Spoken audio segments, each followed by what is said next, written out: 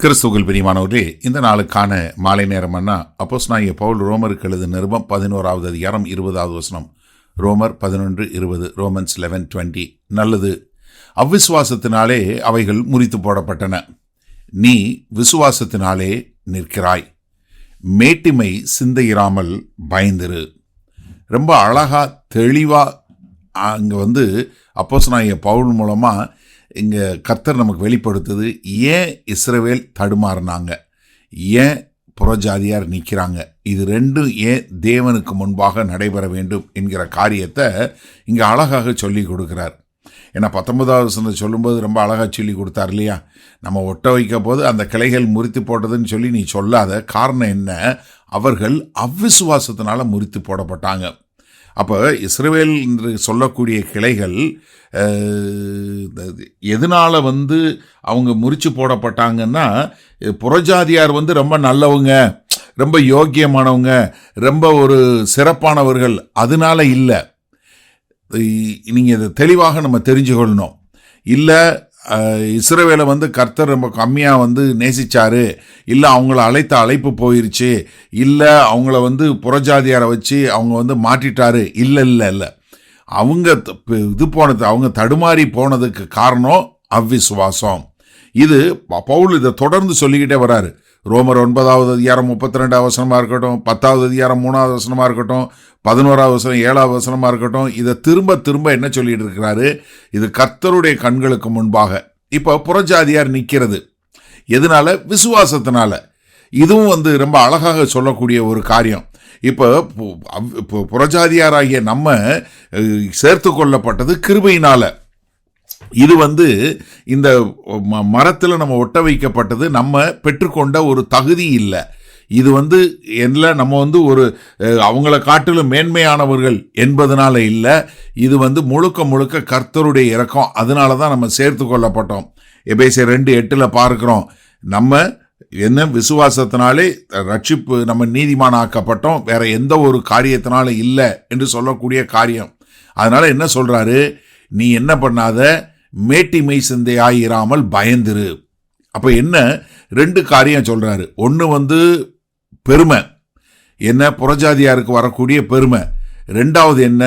அது நீங்கள் பயந்து இருக்கணும். அப்போ என்ன? உங்களுக்கு இது தெரியும் போது உங்களுக்கு அதாவது அவ்விசுவாசத்தினால தெரிந்தெடுக்கப்பட்ட மக்களே முறித்து போடப்பட்டுட்டாங்கன்னா, இப்போ நம்ம எவ்வளவு ஜாக்கிரதையாக அந்த கிருபைக்கு இருக்கணும். அப்போ பயம் என்பது என்னன்னா, ஒரு பயபக்தியோடது, கர்த்தருடைய இரக்கத்தை குறித்த ஒரு ஆவன்னு சொல்லுவோம் இல்லையா? அப்படிப்பட்ட ஒரு இரக்கமா? அது மாத்திரமல்ல, அவரை நாம் சார்ந்து இருக்கிறோம் என்று சொல்லக்கூடியதாக. அது மாத்திரமல்ல, அவ்விசுவாசம் எப்போ வேணாலும் எடுத்து போட முடியும் அப்படின்னு சொல்லக்கூடிய ஒரு காரியத்தை. அப்போ இந்த நாளில் இந்த வசனத்தை நம்ம பார்க்கும்போது நமக்கு என்ன புரியுதுன்னா, இஸ்ரவேல் தேச மக்கள் இது பண்ணப்பட்டது அவ்விசுவாசத்தில். அது அவங்களுடைய அடையாளத்தை முழுமையாக இல்லவில்லை. ஆனால் அதே சமயத்தில் புறஜாதி மக்கள் சேர்த்து கொள்ளப்பட்டது விசுவாசத்தினால, அவங்க சிறப்பு தன்மை பெற்றவர்கள்னால அல்ல. சரி, இந்த நாளில் இந்த வசனத்தை நம்ம எப்படி எடுத்துக்கொள்வது? நம்ம தேவனுக்கு முன்பாக மனத்தாழ்மையோடு இருக்க கற்றுக்கொள்ள வேண்டும். ஏன்னா நீங்கள் நம்ம ரட்சிக்கப்படும் போது நமக்கு எல்லாருக்கும் என்ன ஒரு இது இருக்குது? ஆண்டவரே என்னை ரட்சித்துட்டீங்களே அப்படின்னு சொல்லி நம்ம எல்லாருக்குமே ஒரு மனத்தாழ்மை இருக்குது. ஆனால் அது கொஞ்சம் கொஞ்சமாக என்ன ஆகுதுன்னா, வேத வசனம் அறிந்து கொண்ட பின்பு, இன்னும் கொஞ்சம் நம்ம 4 காரியங்களை கற்றுக்கொண்ட பின்பு, அந்த மனத்தாழ்மை அநேகத்திலிருந்து போகிறத நான் பார்க்கக்கூடிய ஒரு காரியம். நான் தயவு செய்து நீங்கள் எவ்வளவு கால விசுவாசியாக இருந்தாலும் சரி, எவ்வளவு காலம் கர்த்தரை பின்பற்றி வாழுகிறவர்களாக இருந்தாலும் சரி, ஒரு காரியம் மிக தெளிவாக நீங்கள் தெரிந்து கொள்ளுங்க. நீங்கள் முழுக்க முழுக்க ரட்சிக்கப்பட்டதற்கு காரணம் தேவனுடைய கிருபையும் இரக்கமுமே தவிர உங்களால் உண்டானது அல்லவே அல்ல.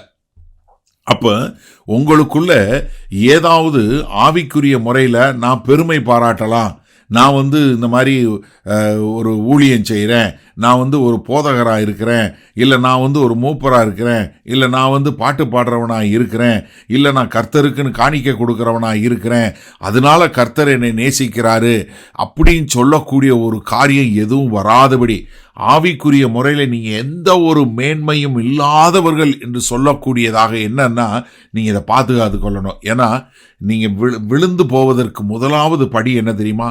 Pride. Pride is the first step from falling. நல்லா தெரிஞ்சு கொள்ளுங்க. அதனால நம்ம என்ன பண்ணணும்? நமக்குள்ள ஒரு நன்றி உணர்வுல கொண்டு வரணும். நம்ம வந்து என்ன, கர்த்தர் தன்னுடைய இரக்கத்தினால நம்மளை அந்த நல்ல ஒலிவ மரத்தில் நட்டு வச்சிருக்கிறாரு. அதனால ஆண்டவரே நான் நன்றி என்று சொல்லி நம்மளுடைய விசுவாசத்தை ஒரு பயபக்தியோடு நாம் காத்து கொள்வோமா? மகா கிருபையும் இரக்கம் நிறைந்த எங்கள் அன்பின் தகப்பனே, கர்த்தாவே இந்த அருமையான நல்ல நாளுக்காய் நன்றி. ஆமாண்டவரே, நாங்கள் இப்படிப்பட்ட ஒரு ஸ்பிரிச்சுவல் சுப்பீரியாரிட்டி என்று சொல்லக்கூடிய ஆவிக்குரிய முறையில் நாங்கள் மேன்மையானவர்கள், சிறந்தவர்கள், தகுதி பெற்றவர்கள் என்று இப்படிப்பட்ட எந்த ஒரு எண்ணமும் எங்களுக்குள்ள வராதபடி ஆண்டவரே, இப்படிப்பட்ட எந்த ஒரு பெருமையான எண்ணங்கள் எங்களுக்குள்ள வந்து விடாதபடி எங்களை பாதுகாத்து வழிநடத்த வேண்டுமாய் மீட்பெரும் இரட்சகருமாகிய இயேசு கிறிஸ்துவின் மூலம் ஜெபிக்கிறோம் வல்ல பிதாவே, ஆமேன். கர்த்தர் உங்களை ஆசீர்வதிப்பாராக. நாம் நாளை காலை தினசரி தியானத்தில் சந்திப்போம். Good night.